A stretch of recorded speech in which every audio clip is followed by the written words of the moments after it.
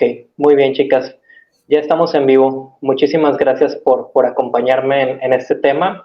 Y también gracias a las personas que nos puedan escuchar por acá, ya sea en vivo o diferido. El día de hoy vamos a estar compartiendo algunas reflexiones sobre el tema del dinero en el análisis. De ambos lados vamos a tratar de pensar el tema tanto del lado de los analistas como del lado de los analizantes. Dejando, o mejor dicho, sin dejar a un lado el tema de la subjetividad, pensando que para cada uno de los involucrados esto va a ser distinto, aunque hay cosas que podemos tal vez comentar, teorizar desde una generalidad. Hay que recordar que en el psicoanálisis pues no podemos tanto abusar de estas generalizaciones y recordar que al final del día de lo que se trata es de una subjetividad en el análisis y en las relaciones que hay en este caso, pues hacia el dinero, ¿no? Pero eso como a manera de intro y pues antes de entrar de lleno ahora sí en este comentario, ¿cómo están, chicas? Muy bien, gracias. Bienvenidas. Gracias por la invitación. Buenos días, buenas tardes Buenos para allá y días, buenos días todavía, sí. días, tardes, noches para los que nos escuchan en diferido. Y muchas gracias a ustedes por seguirme la corriente, ¿no? Con este tema. Yo sé que a veces puede ser como complicado, incluso a mí también a veces me pone nervioso el exponer estos trabajos, pero me parece muy necesario también el hacerlo y pues bueno, no sabemos nunca para quién pueda ser esto útil. Entonces, me gustaría partir diciendo que este trabajo surge a partir del escuchar, ¿no? Escuchar cómo, tanto para compañeros, colegas, psicólogos, analistas, también para los analizantes, los pacientes que acuden a consulta y para mí mismo, este tema ha sido causa de angustia en diferentes momentos, ¿no? Esto fue parte de lo que a mí me llevó como al empezar a leer, incluso a trabajarlo en mi propio análisis y a empezar a construir un trabajo alrededor de ese tema. Además, creo que el dinero, la moneda, por ser algo que tiene que ver con un vínculo social, que es algo tanto colectivo como individual y que está presente a lo largo de diferentes periodos de la historia de la humanidad, casi desde que se dieron cuenta que era necesario un sistema para realizar intercambios, ¿no? de mercancía y económicos principalmente, pues bueno, se establece el sistema de la moneda y de ahí para acá se desarrollan diferentes formas de administrar o de establecer esos costos o esos valores.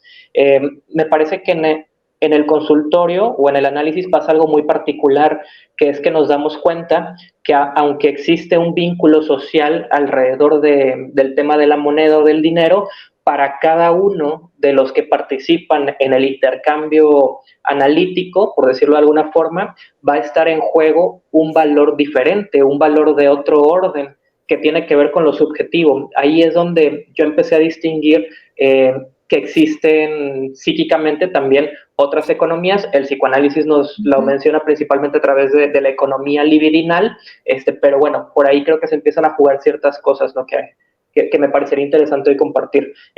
No sé si ustedes tengan alguna reflexión o algo que aportar sobre este tema. Yo creo de entrada, como tú dices, creo que es algo que nos angustia. Sobre todo lo pensaba cuando iniciamos nuestra práctica clínica, ¿no? Creo que ahí está la pregunta, ¿cuánto voy a cobrar?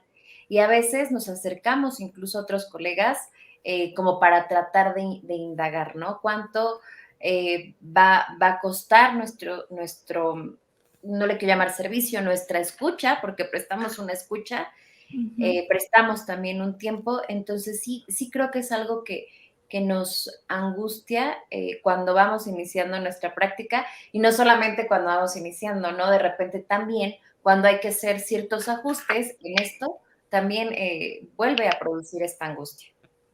Claro. Sí, así es. Yo pensaba cuando estábamos proponiendo el tema, ¿no? Tiene muchas aristas de donde lo podemos ver. Carlos ahorita citó y dijo, bueno, también el costo libidinal, y yo pensaba en todo este costo emocional que nos cuesta como profesionistas, como decías bien, Alejandra, cuando uno está recién egresado, te preguntas, ¿pero cómo le voy a hacer? Y el tan solo plantearte una cantidad cuesta trabajo, pero conforme vas avanzando en esa práctica, en ese ejercicio, te vas dando cuenta que el costo no es, que es algo simbólico para el paciente, pero también para el analista o para el psicólogo, ¿no? En realidad el coste es bastante, pero es emocional, libidinal también, ¿no? O sea, Así es. yo hace un momento que llamaba que puse la invitación por nuestras redes sociales, yo decía, bueno, pensaba en ese ideal de cobrar. Siempre tenemos como un ideal, pero para llegar ahí es una brecha como que bastante ajetreada, porque a veces pasa, y yo creo que nos ha pasado a todos en un poco de, digamos, de investigación que hice y además de testimonios que tengo yo de mis mismos colegas y de mí misma, uno le cuesta trabajo cobrar por el trabajo. Sí, creo que esto que están diciendo es bien importante porque pone el acento en justamente lo que se juega en la moneda. Si se dan cuenta, lo que pasa acá es que hay una pregunta por el valor que tiene, ya sea, bueno, en este caso, una actividad que está realizando un sujeto en formación o alguien que va a análisis. Y esa duda tiene que ver con algo muy íntimo. Me parece que es como si algo del individuo o del sujeto se identificara con ese valor. En el momento en el que alguien llega y tú dices, bueno, es que yo cobro tanto, y empieza como este juego entre el yo y el otro, aquí creo que sí está muy involucrado el yo del analista en ese primer momento, y es algo que hay que ir como deconstruyendo o hay que ir trabajando para que cada vez menos el yo sea un obstáculo para el análisis. Empieza como esta dialéctica y este juego, ¿no? De cuánto vale esto para el otro, le dices, vale tanto, y empieza, es como una especie de negociación. Es que me parece mucho, me parece muy poco, o tal persona cobra menos o cobra más. Incluso a mí me ha llegado, me ha tocado que me dicen, oye, ¿por qué tan poquito? Y yo me saco de onda porque digo, yo consideraba que no cobraba poquito, ¿no? Hasta que un día alguien me dijo eso y me dejó como pensando. Y creo que esa dimensión de la duda, del cuánto vale mi trabajo, es parte del cuánto vale mi trabajo por los dos lados, el del analizante y del analista. Es lo que nos lleva a buscar un punto de referencia. Este punto de referencia es a veces la institución, es a lo mejor un sistema económico. Este punto de referencia puede encontrarse incluso en el semejante, cuando pasa esto que mencionaba Ale, acercarse a compañeros para preguntarle, oye, ¿tú cuánto cobras? Y ahí pareciera como que se va haciendo como buscar una tabulación en el mercado. Creo que existe esto del benchmark, que es investigar qué producto está ofreciendo el otro, cuánto cobra, etcétera, etcétera, para hacer como esa tabulación y esa comparación. Y ahí me parece que es donde se abre también la oportunidad de ir diferenciando la economía del mercado de esta otra economía libidinal de la que hablábamos hace rato. Si hay alguna posibilidad de construir la relación que tenemos para con el dinero o con la moneda, creo que está acá, del lado de la economía libidinal, de cuánto cada uno de nosotros está poniendo en ese esfuerzo. Y eso dice mucho de cada uno de nosotros. No sé ustedes qué piensan. Y creo que también es importante preguntarnos si todos pueden pagar lo mismo, porque hay un costo, ¿no? Lo que no se paga, yo me acuerdo mucho en supervisiones, ¿no? Lo que no se paga con dinero, se paga con un síntoma, con un malestar, se paga con sufrimiento. Entonces, creo que ahí está la pregunta, si todos pueden o a todos se les cobraría lo mismo, ¿no? Que también creo que es importante planteárnoslo.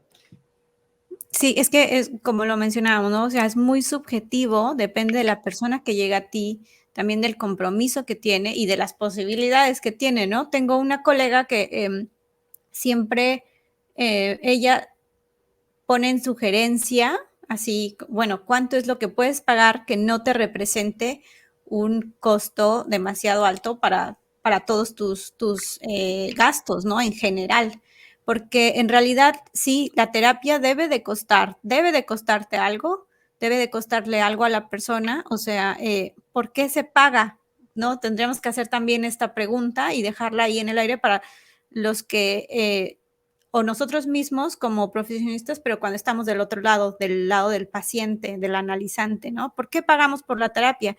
no es nada más el valor económico en ese sentido, sino también el coste físico, el tiempo, el compromiso, la transferencia, el deseo sobre todo, ¿no? Claro. Yo recuerdo también que alguna vez hablé esto en una supervisión, en cómo, y pensando, por ejemplo, en estos servicios que se ofrecen de manera gratuita en Ujú, instituciones, ¿no? Y a veces lo que no te cuesta es una realidad que no se valora, ¿no? Si bien Ujú. en estas instituciones te ofrecen algo de manera gratuita, también lleva otro costo el tiempo.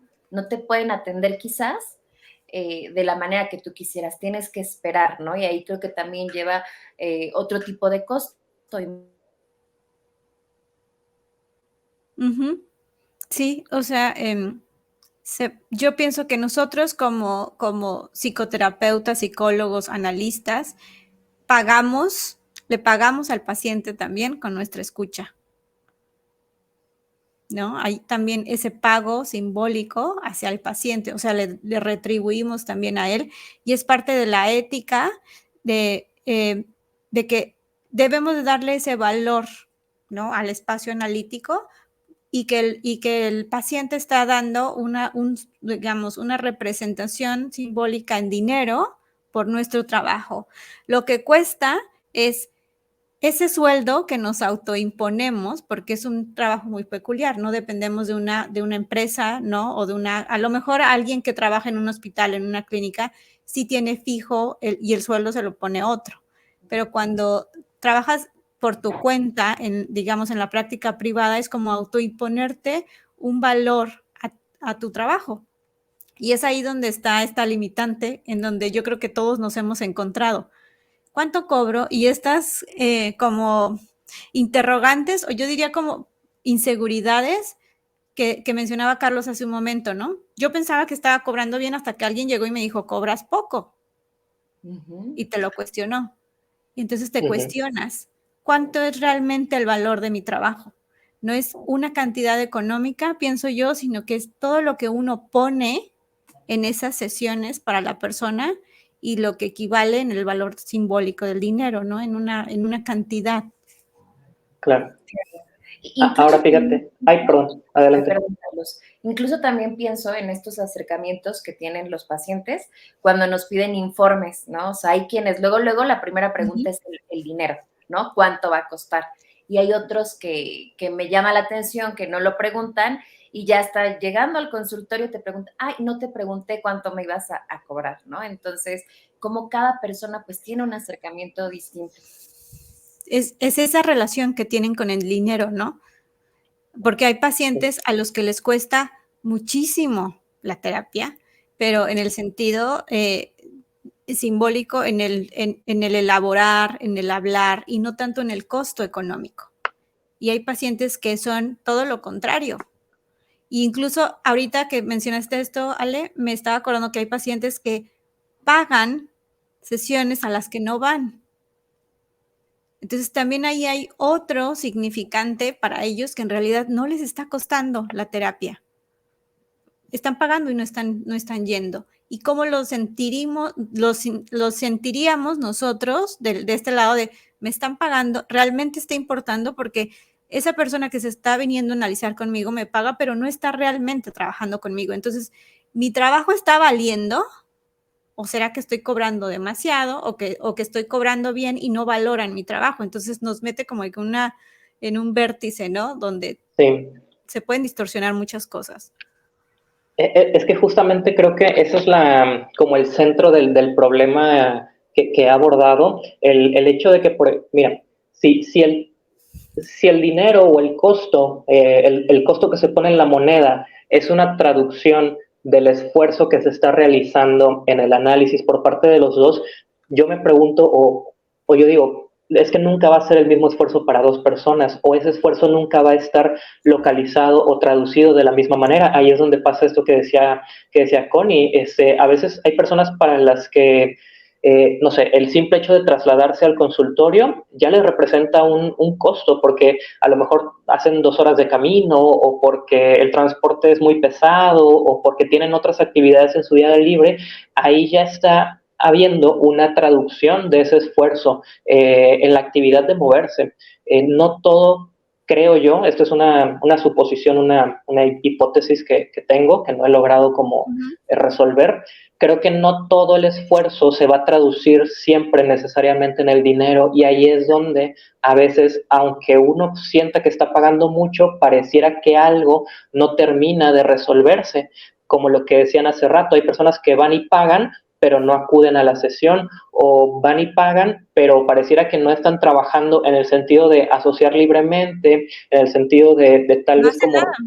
asumir una, ajá, exacto. Entonces creo que ahí lo que cuesta, como decías, es hablar, es a lo mejor trasladarse, realizar el esfuerzo, asumir incluso la verdad del síntoma, porque en ese costo aparece ahora sí que la otra cara de la moneda, que es la pérdida, ¿no? Por lo regular, cuando hablamos de economía, solemos pensar que solo hay, por ejemplo, acumulación de riqueza, o pensamos que solo hay ganancia económica, pensamos que, no sé, el profesional o el analista o el psicólogo está lucrando con el paciente, pero puede pasar que también en esa relación exista o esté en juego la pérdida para ambos, ¿sí? ¿Cómo? O sea, por ejemplo, ¿cómo puede aparecer esta dimensión de la pérdida para el que hace de analista? Cuando alguien llega y te muestra toda la intención de trabajar, de analizarse, y efectivamente comienza a hablar y te dice, nada más que ahorita estoy desempleado, o es que acaba de ocurrir un accidente terrible y tuve gastos y no te puedo pagar. Ahí es donde creo yo que aparece la dimensión de la pérdida y se le juega, si bien ya se le viene jugando al analizante, pasa también a jugarse del lado del analista, en la decisión o la elección de trabajar con alguien sin recibir ese pago durante no sabemos cuánto tiempo. Y eso también creo yo que hay que estar atentos para ver hasta dónde lo podemos sostener, o hasta dónde eso, pensando en el análisis, se puede sostener de esa manera, ¿no?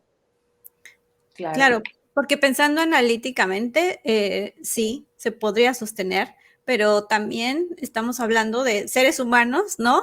Que tenemos cuentas por pagar, que Ajá. tenemos una vida, que tenemos que pagar el súper, y también están las necesidades básicas, ¿no? Y eso es muy importante a la hora de asumir un riesgo, de decir, ok, yo creo, yo no sé cómo sea la opinión de ustedes, pero yo creo que siempre debe haber un pago, nunca debe ser gratuito en este caso, ¿no? En la práctica privada. Otra cosa es una clínica comunitaria, ¿no? Donde tú puedes prestar tu servicio y el pago es otro, simbólico, ¿no? En el sentido del aprendizaje y la práctica, por ejemplo, ¿no? Pero pensaba en la frase de Lacan que dice, el analizante paga con sus deseos, con lo que tú estabas diciendo, Carlos. El deseo quizás de la persona que llega a consulta es, quiero que el otro se haga cargo de mí, incluso hasta en el pago de la sesión, ¿no? Entonces, precisamente a veces llegan esos pacientes y te colman de todos estos deseos y también necesidades o demandas, ¿no? De me está pasando esto y esto, pero quiero tomar terapia, pero no tengo. Pero siempre es importante que a los chicos que nos están escuchando, ahorita leemos el comentario de Cristian, Sí. colegas que nos están escuchando o que están estudiando psicología, sepan que siempre debe haber un pago simbólico, no importa la cantidad, eso ustedes lo van a determinar, pero siempre debe haber algo. Porque sí. Perdón, Connie. Perdón, es que iba a leer, pero ahorita sigues con nosotros. Dice Cristian, hola Cristian, gracias por estar aquí. Hola chicos, tenía una pregunta, ¿qué tan flexible uno puede o debe ser al momento de cobrar un análisis? Para allá vamos, Cris, de eso estamos hablando ahorita. ¿Quieres contestarle tú, Ale? Bueno, ahorita que vayamos hacia allá, pero quería continuar un poco lo que habías comentado, porque yo que me dedico a la clínica infantil, yo también a los niños les pido un pago. Yo sé que quien me paga con dinero son los papás, pero hablamos en este primer encuentro que yo tengo con ellos que me deben de pagar, ¿no? Y es algo que también a ellos los descoloca, ¿no? Su cara de, oye, bueno, pues tú cuando vengas aquí a tu espacio me tienes que pagar. Su cara es, de verdad, me encanta y me dicen, pero ¿cómo te voy a pagar si no tengo dinero, ¿no? Y entonces ya vamos acordando la forma de su pago. Hay quien paga con un dibujo, hay quien paga con dulces, hay quien paga, recuerdo alguna ocasión, con piedritas, ¿no? Pero el hecho que sepan que no solamente van a jugar, también es algo importante para ellos, ¿no? Que también debe haber un pago por ser escuchados. Esto fue algo que yo aprendí, por ejemplo, leyendo Adulto, ¿no? Que el niño tiene que pagar por ser escuchado. Sí. Sí, me gustaría retomar la pregunta de Cristian. De hecho, digo, nada más como paréntesis, me parece maravilloso ese trabajo que se hace con los niños. Estoy totalmente a favor de que algo debe pasar ahí para que justamente el niño se dé cuenta que no es un juego cualquiera, que es un juego con un trabajo de por medio, que es un juego que incluso, vamos, que va a curar. Creo que es otra de las funciones del pago, ¿no? Que algo sea diferente ahí. En el caso de los adultos, por ejemplo, a veces hay personas a las que no les cae el 20, que no van a platicar al consultorio o que no van a contar nada más lo que les pasó, sino que es una charla o es una forma de hablar muy diferente a la de con el grupo de amigos o con la familia, ¿no? Entonces creo que el costo o el pago también tiene que ver con con transformar esto. Ahora, decía Chris, la pregunta de qué tan flexible uno debe ser o puede ser al momento de cobrar en análisis. Creo que ese tema de la flexibilidad hace rato apareció, lo mencionó Ale, cuando se preguntaba si todos pueden pagar lo mismo y cuando mencionaba el tema de los ajustes al costo. Ahí, al menos a mí por un lado, se me haría difícil proponer una respuesta que sirva para todos o un costo que sirva para todos. Creo yo que hay que escuchar justamente ya sea a la demanda, a la necesidad o a las posibilidades de un sujeto, de un individuo en un momento determinado, ya sea de cuando llega análisis o lo que ocurre a lo largo del análisis, para que ese costo se ajuste a lo que hace rato, ahí sí, perdón chicas, no me acuerdo quién fue la que mencionó, que eso que se paga sea suficiente para que la persona pueda el sostener el análisis, o sea, que no le sea un impedimento para que se analice y que también al analista le permita sostener también el análisis, porque como decía Connie, no dejamos de estar como sujetos a un cuerpo que necesita comer, que necesita un techo, etcétera, etcétera, y creo yo que si hay alguna manera de orientarnos en esa flexibilidad, tiene que ver con esas cuestiones que ya mencionaban hace rato ustedes. Y sobre todo que sea algo que sí le cueste al paciente, ¿no? O sea, que sí en su contexto algo que pueda sostener, pero que también le cueste, ¿no? Eso me parece algo importante porque, insisto, ¿no?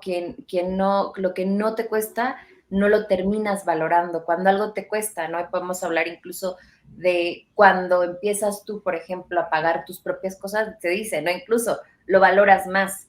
Incluso también entra, por ejemplo, otra cuestión que me he encontrado en el pago, cuando llegan pacientes que quienes les pagan la terapia son terceros, ¿no? No sé si les ha tocado en estas situaciones. Justo eso iba a mencionar. Tenemos que replantearnos, ¿no? Porque el paciente no se puede hacer cargo de su propio tratamiento. ¿Cómo poder hacer que se haga cargo de su propio tratamiento también, de acuerdo a sus posibilidades? Qué importante es eso que dices, Ale, porque es algo de lo que yo hablo a menudo, porque pasa muy seguido que, por ejemplo, no sé, un chico, un adolescente o una persona más grande, ya mayor de edad, arriba de los 18, llega y me trae mi mamá, ¿no? Y mi mamá o mi papá me va a pagar la terapia, o quizás mi novio, o quizás mi novio me está ayudando, o me ha pasado, ¿no? En casos de yo le voy a pagar la terapia a mi hermana. Entonces, realmente es como que analizar y pensar con el paciente. De entrada, yo siempre es decirles, en algún momento te tienes que hacer cargo tú del pago. Ese es como que uno de los objetivos desde entrada que se los tengo que dejar bien en claro. Esto no va a funcionar si tú no te haces cargo del pago en algún momento.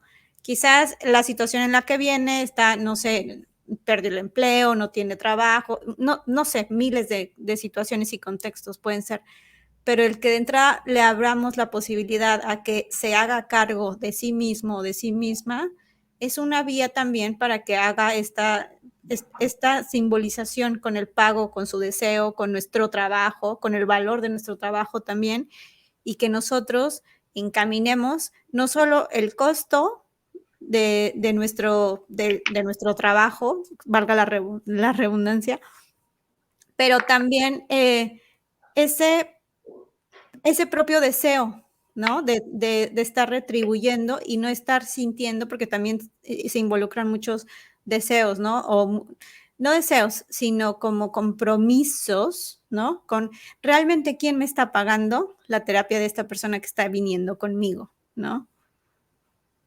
Claro, Perdón, Carlos. No, si quieres comenta tú y ahorita yo Creo que yo hablo. también importante que me ha tocado que cuando terceros se hacen cargo del tratamiento, se sienten con un derecho también, ¿no? O sea, como que como yo pago, exacto, entre otra demanda. Uh-huh. Yo soy quien pago y lo pienso así, ¿no? Como se dice, quien paga manda, ¿no? De repente, esto que utilizamos para referirnos en cuanto al dinero. Incluso pueden demandar que les des explicaciones, ¿no? La mamá, el papá o el esposo o la esposa, querer estar en contacto directo, como porque yo estoy pagando por este servicio, entonces ven y dame cuentas a mí. Tú, Ale, que tú trabajas con niños pequeños, como Cristian nos dejó un comentario aquí muy lindo, eso que haces con los niños es maravilloso, coincido completamente. ¿Tú qué trabajas con ellos? Lo manejas de manera diferente, porque sí, tienes que tener ciertas reuniones con los papás, pero eso no quiere decir que te debas a los deseos de los padres. Tu paciente es el niño o la niña. Sí, claro, y por ejemplo, en estos encuentros que yo tengo con los padres, el niño está enterado de eso, ¿no? Pasa también, por ejemplo, en el caso de los adolescentes. Por eso creo que esto que yo leyendo todo, que el niño tiene que pagar por ser escuchado, también le da otro valor a su análisis, ¿no? No solamente mis papás pagan, yo también estoy pagando. Y me encanta cómo hay niños que se angustian, ¿no? Porque de repente se les olvida y que, claro, en cada paciente pues va a jugar. Ya te deben. Esto, ¿no? Pero llegan y incluso las mamás me han tocado, ¿no? Que ya van a su sesión y me mandan un mensajito, viene bien angustiado porque no trae su pago, ¿no? Y eso también nos indica algo. Sí. Mi comentario... perdón, Connie, adelante. No, tú adelante, yo te interrumpí. Es que mi comentario de hace rato justamente iba hacia donde decía Ale, del pago como una forma de control. En esos casos específicos que mencionaban, creo que sí se rompe definitivamente el dispositivo analítico porque hay una intrusión, de alguna forma se rompe la privacidad también, justamente porque el pago o el dinero es una forma de control. Pensémoslo, por ejemplo, en el control de esfínteres en la infancia, ¿no? El dinero está asociado con la etapa anal y de alguna manera durante la etapa anal, al aprender a expulsar o retener la popó, es uno de los primeros, creo yo, dominios que tiene el sujeto sobre una parte de su cuerpo, y pensando que ahí va ligada esta otra economía libidinal de la que hablábamos hace rato, creo yo que si eso se enlaza con el dinero, eso nos va a decir después mucho sobre lo que está ocurriendo ahí, con ya sea el control que la persona tiene sobre sí mismo o que otros pueden estar teniendo sobre él, ¿no? Entonces, por ahí más o menos iba mi comentario. Ale, qué bueno que lo sacaste también. Perdón, Carlos. Perdón, nada más para concluir, porque me faltó mencionar algo más. En esta, si contemplamos esta relación del pago o del dinero con lo que les mencionaba respecto a la etapa anal y el control de esfínteres, creo que se revela una posibilidad más para realizar también una deconstrucción o desconstrucción de la idea de la inversión, porque si lo que hay acá es una inversión libidinal, estamos hablando de una inversión que a lo mejor va a escapar a las cuentas de un sistema económico. Es decir, lo que se invierte, cuando se invierte la libido, tiene que ver con una traducción que está más del lado del amor que del lado de la ganancia económica o de la pérdida económica, como nos la presenta o nos la quiere ofrecer el capitalismo. Pero bueno, ese era el comentario que quería nada más agregar ahí. Incluso yo quería rescatar también de repente lo que nos podemos encontrar, ¿no? Pacientes que se les olvida pagar, ¿no? ¿Qué indica eso también? Alguna Claro. vez escuché en una supervisión a un colega que decía que él vivía eso como una agresión, ¿no? ¿Por qué se te olvida pagarme? ¿Por qué, bueno, uno sabe que si no pagas, no sé, tu renta o no pagas otra cosa, hay una consecuencia, ¿no? Pero ¿por qué se olvida pagar el análisis? Y otros que se muestran muy angustiados porque no pagan, ¿no? Entonces, todo otra vez lo que decíamos, ¿no? Cómo entra esta parte de lo subjetivo y cómo cada paciente lo va a vivir de manera distinta. Uh-huh. Yo me atrevería a decir que para los que van comenzando, que es como un equilibrio entre, como decimos en México, me gusta mucho utilizar estos dichos porque uno se siente más como en confianza y más relajado y no tan serio, pero es como aguantar, ¿no? Aguantar vara, decimos nosotros, entre el poder sostener al paciente a la terapia, pero también sostener nuestro trabajo, el valor de nuestro trabajo, ¿no? Con lo que decía Cristian, cómo poder, o sea, cómo se puede flexibilizar.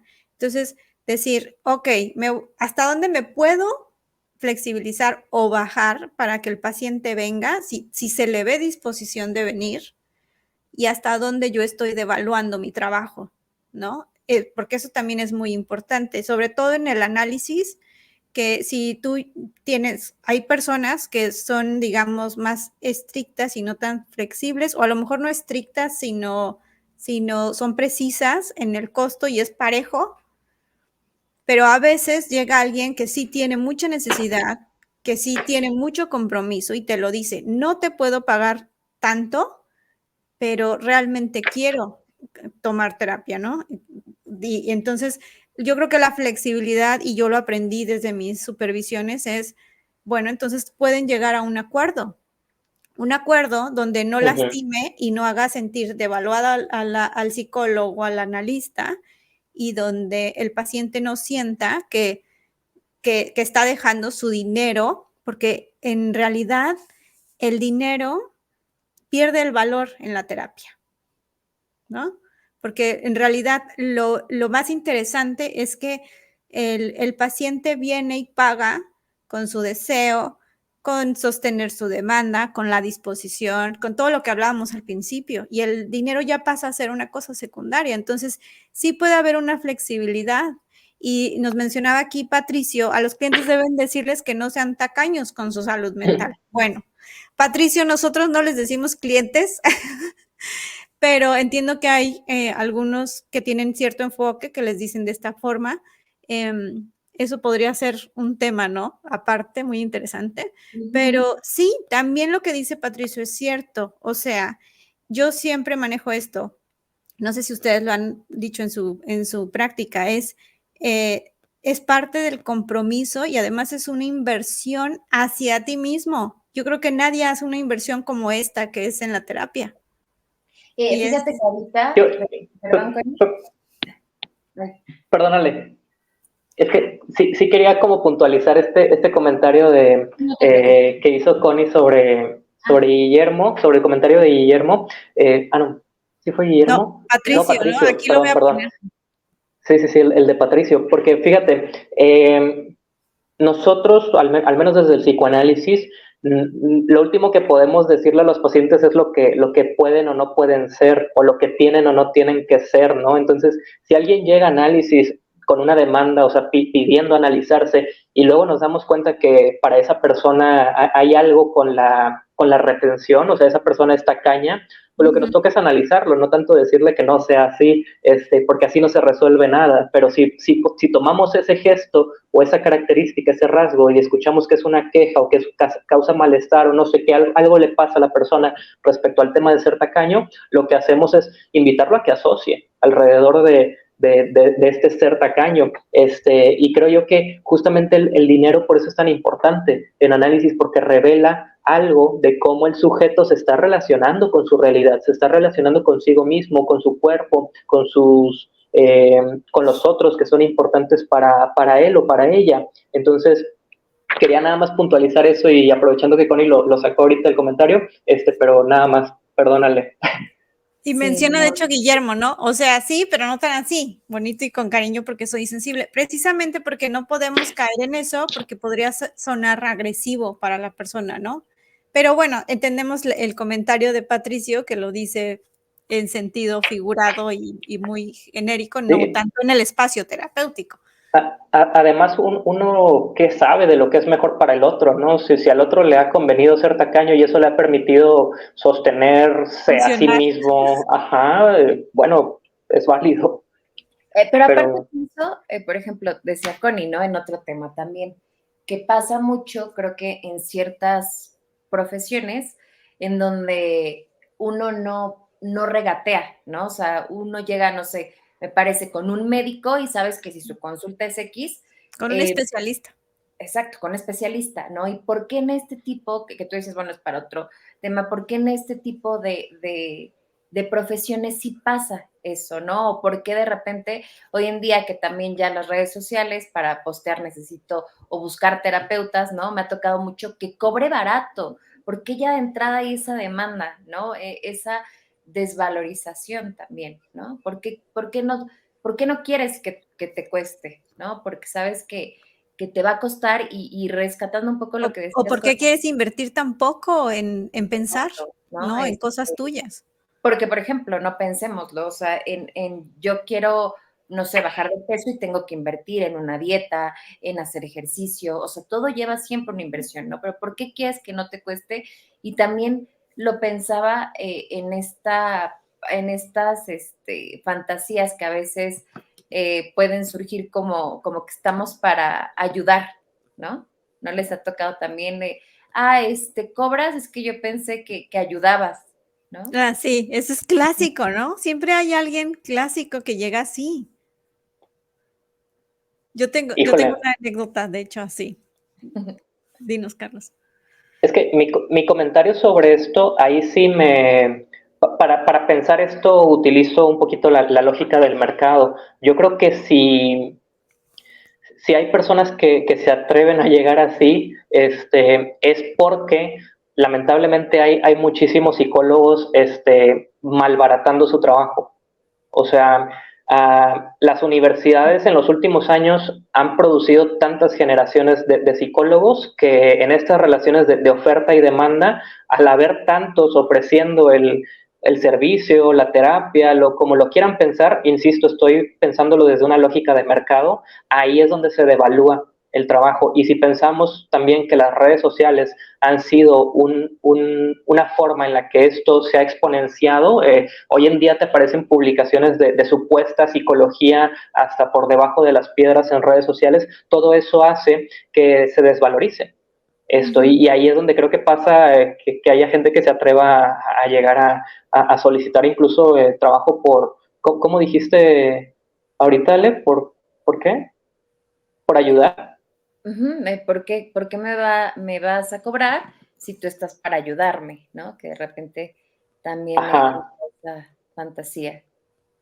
Y yo creo que me quedé pensando en eso y la verdad es en qué situación eh, emocional y también interna debe estar aquel profesionista que acepte atender a una persona así, ¿no? Yo creo que puedes a lo mejor entablar un diálogo y intentar abrir una brecha para poder negociar Uh-huh. ese pago, pero no desde que tampoco se trata que la persona le ponga un precio a tu trabajo, ¿no? Sino que entres en una especie de negociación, que lo decía yo hace un momento, hasta dónde te puedes bajar tú, que no llegues a devaluar tu propio trabajo y que no te puedas sentir mal después, ¿no? Claro, sí.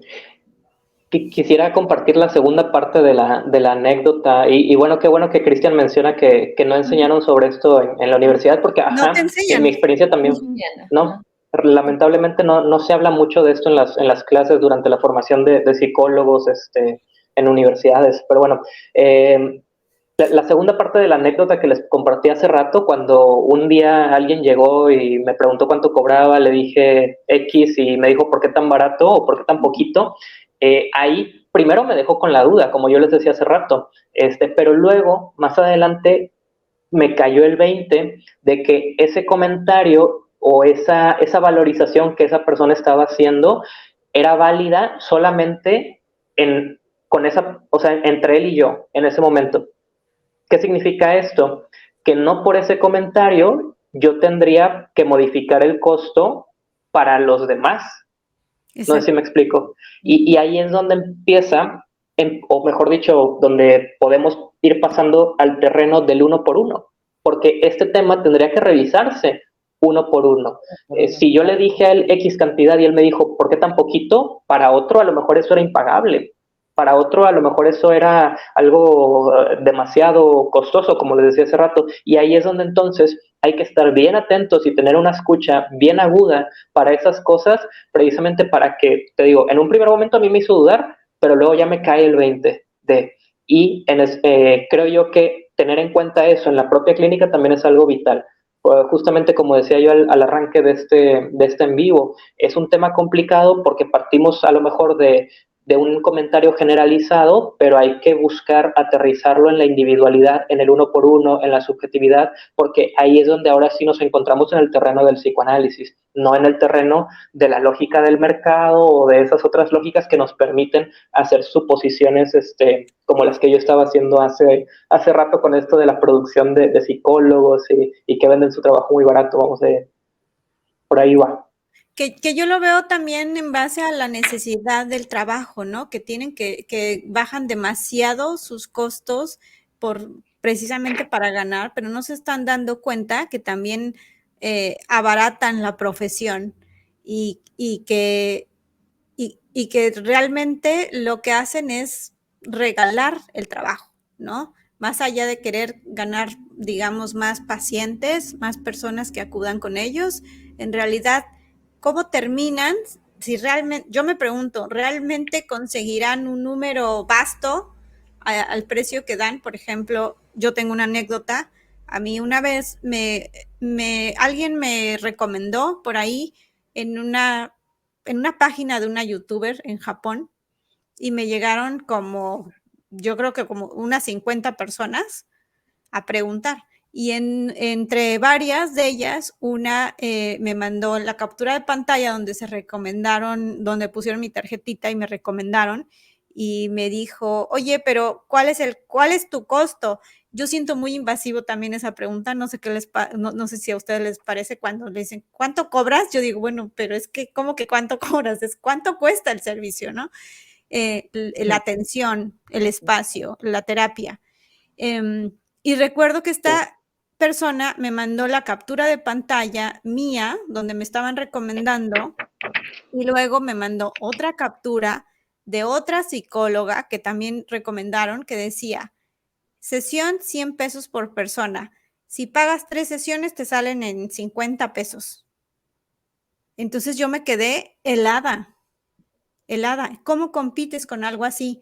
Y me quedé pensando, ¿qué pasará de la gente que se atiende con alguien así? Precisamente por lo que decíamos hace rato, lo que pensábamos. No les cuesta casi nada y realmente ese profesionista o esa profesionista, esa psicólogo, ¿estará haciendo su trabajo por esa cantidad de dinero? O sea, ¿dónde está el costo también emocional, libidinal del profesionista cuando estás ganando tan poco?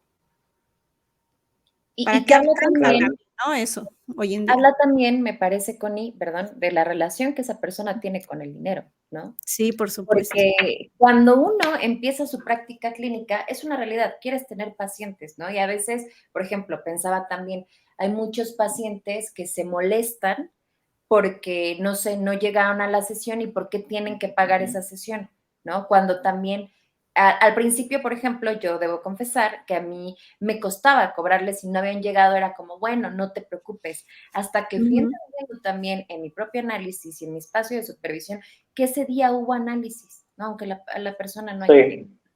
Entonces, también son cosas que uno va aprendiendo en su práctica clínica. Es algo que yo hablo, por ejemplo, yo doy clases en una universidad, hablo con mis alumnos y siempre les explico que a veces cuando nosotros queremos tener pacientes podemos llegar a hacer muchas cosas, pero en qué tipo de cosas también caemos, ¿no? Como a manera de reflexión. Sí, en esa necesidad. Ujú.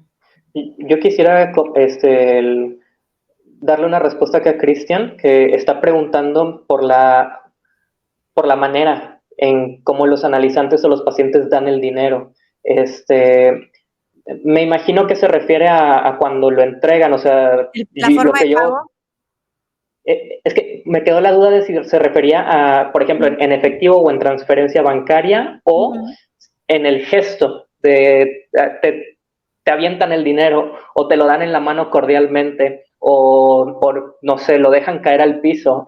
Me quedó la duda de si a cuál se refería Cristian, pero en el caso de que se refiera a la forma del gesto, A al cómo ambas cosas. viene a ambas cosas. Ok. Creo yo que si pensamos que el dinero, la cantidad, va a ser una traducción simbólica de algo que se está jugando, si hay un gesto, no sé, digamos, violento, tal vez hay algo ahí de la agresividad que no se ha simbolizado. En ese caso, creo yo que estoy fantaseando, pero una forma de intervenir sería señalándolo, señalando esa agresividad o al menos mencionando que nos hemos dado cuenta que hay cierta agresividad en esa manera de dar el dinero. Ahí es donde podríamos como irlo interviniendo, se podría ir interpretando, pero insisto, sin afán de dar aquí como un manual o una guía de qué hacer, es nada más una fantasía que me invento acá para responder a Cristian. Y en el caso de la transferencia bancaria o del pago en efectivo, ahí sí yo no tengo una opinión o no tengo un punto de vista. Creo que es algo propio de la época, o sea, de cómo se ha normalizado el flujo de dinero en De la medios tecnología. digitales, la tecnología, pero creo que es parte de lo que valdría la pena también, al menos yo lo voy a tomar en cuenta para el trabajo que estoy haciendo.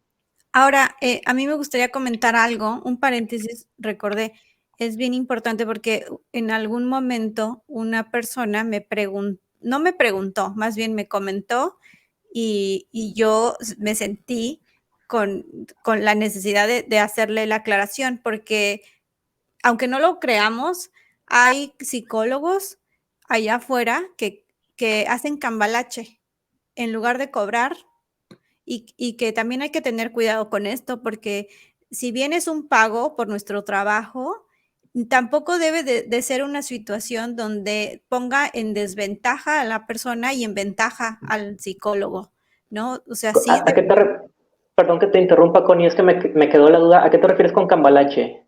cambalache como un intercambio. Ahorita voy a dar un ejemplo. ¿Como un trueque? Ah, Ajá, bueno, me espero el ejemplo. como un Ok. trueque. Por ejemplo, una anécdota, no voy a decir, no voy a dar pormenores, pero una anécdota, ¿no? Vino una persona, trajo a su hijo y resulta que esta persona trabaja en una escuela, ¿no? Entonces yo le dije que a mí me dé clases de inglés y yo le doy terapia a su hijo. Eso no funciona y hay Ya. que dejarlo bien claro. O sea, debe de haber un pago simbólico, pero que debe ser dinero. No cuestiones materiales, no un cambalache, no una cosa por otra, porque ahí ya se pierde cualquier objetividad y cualquier ejercicio terapéutico. Es lo que yo pienso. No sé si ustedes están de acuerdo conmigo, pero he escuchado historias así. Sí, claro. Ya. Que te decía, ¿no? A veces en una desesperación o en querer, o qué Exactamente, beneficios la también quiere desesperación. tener y caes en eso, ¿no? Y se pierden ciertos límites también, creo. Y Que al la fin, ética. como decía Carlos, o sea, pagas por escuchar, o Ujú. sea, tú pagas al analista por que te escuche, por hablar, pero que esto es una relación muy difícil. Tú puedes hablar con un amigo, puedes hablar con tu pareja, o sea, puedes hablar con otras personas, pero eso también marca un límite que de repente creo que se puede perder, ¿no? En Sí. estos. Fíjate, este tema del trueque es bien interesante. Yo ya me lo había planteado en otro momento. La verdad, como nunca lo he experimentado, no sabría decir, pero creo que es interesante. O sea, podríamos quedarnos tal vez con la duda de cómo habilitar algo. Por ejemplo, ahorita Connie dices que no ha funcionado en las experiencias que has tenido o lo que has trabajado. Yo me No, pregunto, yo no lo he hecho. Yo digo, yo no lo recomiendo, yo no estoy de ah, ok, acuerdo. ok. Ya, Ajá, ya, esa es mi ya. posición, digamos. Yo no creo Sí, que un análisis o una terapia funcione con un pago así, de esa forma. Pero esa es claro, mi opinión, mi posición. Ujú. sí. Y es que sí pasa algo ahí porque faltaría el punto de referencia que hablábamos al inicio. No sé si se acuerdan cuando hablábamos de la pregunta de cuánto vale mi trabajo, que está por parte de ¿Qué los dos, del valor? analista y del analizante, ahí hace falta la intervención de un tercero, de lo que los lacanianos conocen como el gran otro o alguna instancia, ¿no? Que haga como una cierta promesa de que el intercambio está siendo justo, de que el intercambio se está registrando de una manera que le sea sostenible a los dos. En el caso del trueque, creo que falta eso. Es decir, ¿cómo sabemos si este intercambio efectivamente puede ser una traducción efectiva de la economía libidinal de la que hablábamos hace rato? O si el otro no cumple con su pago, eso se va a introducir Ajá, en tu trabajo sí. también. Creo que es O una lo arista muy pensamos así, interesante. ¿no? Yo también te estoy dando algo a ti, ¿no? O sea, que Exacto. podría estar ahí de por medio. Ujú. Entonces, ¿sabes? Es que es una mezcla y no tenemos por qué llegar a esas instancias, ¿no? No hay necesidad de llegar a hacer esas cosas, esos caminos tan retorcidos, pienso yo. Sí, o sea, es un camino que ahorita está como muy distante de lo que podemos trabajar por los límites que mencionaban hace rato. Y esos límites también son un poquito teóricos, porque que yo sepa, no, al menos yo no he encontrado que en psicoanálisis existan trabajos alrededor de este pago específicamente con el trueque. Obviamente me falta leer mucho, hay No, muchas cosas que no he leído, que se han publicado, pero no me he topado con el tema. ni en la psicología. O sea, esta anécdota que yo les estoy comentando fue de una persona, un psicólogo, Ya, ok. un clínico. Pero hablaba más de la necesidad de esa persona de sacar Claro. ventaja quizás de beneficiarse de otra forma y hacerlo ver como un pago que en realidad estaba jugando algo en su contra, porque yo le hice la puntualización de, bueno, ¿y qué va a pasar cuando esa persona con la que hiciste ese trueque te quede mal? Entonces, a quien tú estás atendiendo y cobrando eso simbólico o ese servicio al otro, se va a introducir en tu trabajo y tú vas a meter cosas de allá afuera en tu trabajo, ¿no? O sea, en la clínica y se desvirtúa todo. Entonces, por eso es que yo no estoy de acuerdo con algo así.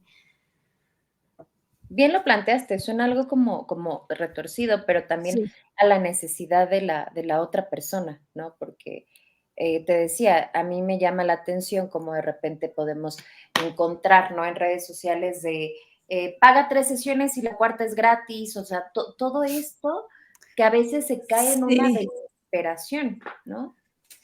Sí. Sí, ese es también todo un tema, ¿no? Como esas promociones de Buen Fin sobre todo se dan en cierto tipo de enfoque terapéutico. Veo que en los comentarios está muy como, ya se repitió varias veces como eso de los clientes, pero en nuestro enfoque, por lo menos en lo que nos confiera nosotros 3 que estamos aquí, no lo manejamos de esta forma. Se respeta, yo creo, la forma y los modos en los que otros colegas ejercen su profesión, pero digamos, es algo muy subjetivo. Depende de la persona, de cómo quiera cobrar, de cómo quiera ver a sus, ya sea clientes, pacientes, analizantes o personas, ¿no? Porque hay quienes dicen simplemente una persona que viene y trabaja conmigo. Claro. Sí. Digo, también fíjense, creo que en análisis, el nombre que nosotros le pongamos a una cierta posición no necesariamente va a determinar la posición que esa persona ocupa. Es decir, me acuerdo una vez en supervisión que yo le preguntaba, cuando empezaba yo la práctica clínica, le preguntaba a mi supervisora, bueno, ¿y cuál es la diferencia entre paciente o analizante? ¿No? ¿Cómo les digo? No sé. Y me decía, o mejor dicho, me devolvió la pregunta y me dijo, ¿va a cambiar eso la forma como tú trabajas con ellos? Si les dices analizante o si les dices paciente, obviamente no. Entonces no se trata de cómo nombremos la cosa, sino del trabajo que se realiza. Y creo yo que pasa lo mismo cuando le agregamos ahí la idea de un cliente. O sea, si alguien le dice a otra persona cliente, eso no me dice mucho a mí del trabajo que se está realizando ahí. Obviamente en ciertas corrientes sí está muy marcado como esta tendencia. Creo que sí hay como una incorporación un poquito más de ciertas corrientes a la lógica del mercado de la que hablábamos hace rato, pero aún así todo esto es sin emitir un juicio de valor, ahora sí Claro. pensando en lo económico, sobre cuál es mejor que otra. Creo yo que simplemente se diferencia el trabajo al momento de hablar o al momento de trabajar, ahora sí, en un dispositivo analítico para los que estamos involucrados en el psicoanálisis. Por ahí anda, estoy viendo que llegó Jorge preguntando si puede hacer una pregunta. Adelante, Jorge. Vamos a leer mientras nos escribe Jorge este comentario que nos escribió Guillermo, que está algo largo, lo ponemos en pantalla y lo leemos, porque viene de esa parte, ¿no? De los que toman terapia. Ahora bien, dice, no pierdan de vista que existen clientes como yo que cotizamos mucho antes de tomar una decisión y dentro de ese trabajo los comparamos, los investigamos, pedimos referencias. Porque al fin y al cabo, lo más caro no es lo mejor, ni lo más barato no es lo peor. Habemos quienes buscamos el equilibrio de las 3B. Y es una Algo forma, ¿no? analizar también interesante, ¿no? La forma en que lo plantea. A ver, Ale. Porque yo me pregunto también, pensaba, ¿no? Al momento de hacer este en vivo, cómo hay temas incómodos y siempre un tema incómodo es el dinero en general, ¿no? Sí. Incluso en la pareja, o sea, preguntarle a tu pareja cuánto gana, no, o sea, el tema del dinero en general es incómodo. Dicen que hay cosas de las que no se habla y una de esas es el dinero, ¿no? Pero muchas veces las personas al querer entregar algo quieren una seguridad también, ¿no? O sea, si yo voy a invertir, quiero una seguridad. Entonces creo que hay mucho de trasfondo para investigar, ¿no? Porque hay personas, justo como la anécdota que contaba Carlos, yo también alguna vez en supervisión supe de un caso de una persona que en análisis, bueno, era una persona que tenía muchísimo dinero y al momento de terminar su análisis, le llegó con un cheque al analista y le dijo, pon la cantidad que tú quieras, porque esto me salvó, ¿no? Entonces, también que se juega ahí, ¿no? Y platicaba de ella cómo vivió eso también. También esta relación de poder a través del dinero. Yo tengo una anécdota, no es mía, pero es también de estas historias que se saben por colegas, ¿no? De un paciente, una persona que tenía igual mucho dinero y a su psicóloga le decía, yo quiero que vengas a mi casa, o sea, atenderme a domicilio y te voy a pagar el triple. Entonces, estaba estableciendo ya de entrada una relación de poder. Yo te voy a pagar y yo te voy a decir cómo y dónde vas a hacer tu trabajo. De entrada ya sabía, ¿no? Digamos, la profesionista que eso se iba a tratar de aquí el que manda soy yo. Y en eso también deben de tener mucho cuidado a la hora de prestarse o a los deseos en base a la necesidad que hayan. Siempre yo pienso en la ética y también en esa posición en la que uno queda ante las personas que van a llegar con nosotros, ¿no? Incluso en este ejemplo que pones, Connie, pensaba que la palabra cliente pues hace referencia a muchas cosas, ¿no? Como el cliente es el cliente siempre tiene la razón, el cliente es el Sí. que manda, ¿no? O sea, todo lo que hay detrás de esa palabra también. Ujú. A ver, Ahora sí, ya ahora nos sí, compartió Jorge su pregunta. Dice, ¿qué se hace cuando un paciente aclara que no le alcanza el dinero? No sé si esto caiga, chicas, en lo que comentamos ya hace rato sobre las posibilidades en cuanto a la flexibilidad y demás del costo. Creo yo que hay que escuchar de dónde viene. Por ejemplo, si aclara que no le alcanza, ¿por qué? ¿Por qué no le alcanza? ¿Qué está pasando? Si es una crisis económica, se quedó sin trabajo, hubo algún accidente, se lo gasta en otras hay que cosas, no preguntar. sabemos. Y creo yo que a partir de ese no sabemos, habría que indagar, ¿no? ¿Cuál es la razón o qué es lo que pasa ahí para que se vuelva analizable?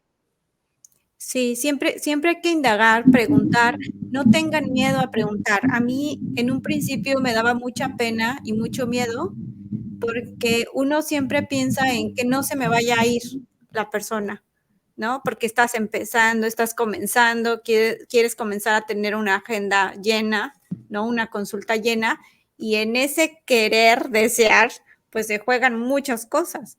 Pero no tengan miedo a preguntarle, ¿por qué o sea, por qué no te alcanza o cuánto puedes pagar, ¿no? Y ahí entrar en esa flexibilidad y negociación. De lo que Fíjate, decíamos, ¿no? El uno por uno. Ay, Exacto. perdón, Carlos. no, Y no te apures. esta desesperación que decías, Fanny, fíjate que a mí me costaba mucho, ¿no? Porque, te vuelvo a repetir, o sea, es una realidad. Empiezas tu práctica clínica y lo que quieres es pacientes, ¿no? ¿Por qué? Porque también detrás hay muchas cosas, quizás hay un espacio que pagar, mucho, ¿no? Pero a mí me pasaba que yo decía, bueno, es que, no sé, se les olvidaba acudir a la sesión, ni siquiera avisaban, ¿y cómo les voy a cobrar? Ya no van a querer regresar. Y fue algo que yo tuve que ir trabajando, a poner también un límite y que el otro sepa que hay un respeto también por el trabajo del otro. Y abrir ese panorama también, que es dentro de la relación terapéutica, poder hablar de eso, ¿no? A lo mejor sientes que yo abuso de ti cobrándote, pero es mi trabajo y habíamos quedado en un acuerdo. Esto se tiene que pagar, ¿no? Porque luego pasa que uno es flexible y aguantas, y aguantas, como decía hace un momento, aguantas y de repente llevan mucho tiempo, ¿no? Sin hacerse cargo de un pago. O de plano ya nunca vuelven a llamarte y cómo les cobras, ¿no? Esas sesiones. Entonces, también es responsabilidad nuestra hacer que ese pago llegue. Yo creo que en base a la seguridad de nuestra práctica clínica y de quién somos, o sea, como decía Carlos, del valor de nuestro trabajo. Pues Definitivamente bastante largo, nunca, ¿no? nunca hablamos suficiente de esto, ajá, y como decían hace rato, Cris, o sea, no se habla de esto en las universidades. Creo yo que hicimos una buena elección de tema, o al menos me parece que la justificación está puesta, es decir, está justificado el ir trayendo estos temas, no nada más aquí en medios digitales, sino después para trabajarlo en grupos privados, quizás publicar algo, porque definitivamente después de la charla de hoy, de los comentarios que nos estuvieron llegando, me queda todavía más claro que es un tema que no se ha abordado lo suficiente, que tal vez no se termine de abordar nunca lo suficiente, y por eso mismo nos mantendrá ocupados durante algún tiempo, o al menos a mí, que ya me he mantenido ocupado desde hace tiempo. Definitivamente tiene mucho que ver con la angustia, tiene que ver con esta pregunta fundamental para mí que salió desde el inicio del cuánto valgo, cuánto vale lo que estoy haciendo para un otro, y cómo eso se... Exacto, la percepción y cómo eso se va registrando en una cadenita. Y a partir de esa cadenita, ahí en esa cadenita hay síntomas, hay angustia, hay inhibiciones, hay un montón de formaciones del inconsciente. Chicas, nos aventamos ya una hora por acá. Creo yo que hace hambre. Bueno, yo tengo hambre. No sé si ustedes también tengan algunas otras actividades por ahí. De mi parte, creo que podríamos ir cerrando, al menos por hoy. Queda todavía mucho que hablar, como comentaba ahorita, pero podemos irlo haciendo en otros espacios. ¿Cómo ven? Sí, claro. Me parece que que fue una idea muy acertada porque hay muchas personas que apenas van empezando, que pasan por este miedo y que también el mismo miedo les impide hablar, ¿no? O porque les da pena o porque es algo muy privado también, ¿no? Y imagínate, el pensar por qué me cuesta trabajo cobrar. Algunos que tienen supervisores también lo pueden hablar con un supervisor, pero si no están llevando supervisión y se están lanzando, me pongo a pensar en dar no sé, una atención psicológica, así, una atención primaria, por ejemplo, y que tengan miedo a cobrar simplemente una sesión pequeña o una consultoría, también está hablando de que hace falta estos espacios. Claro.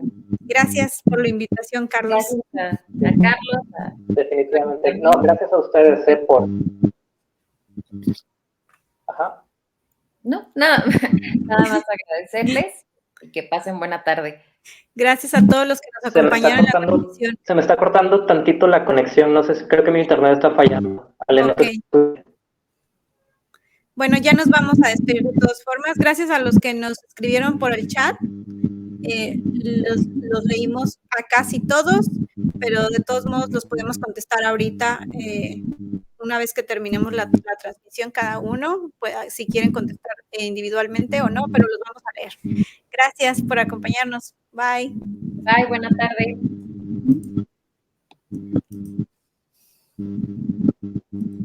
Listo.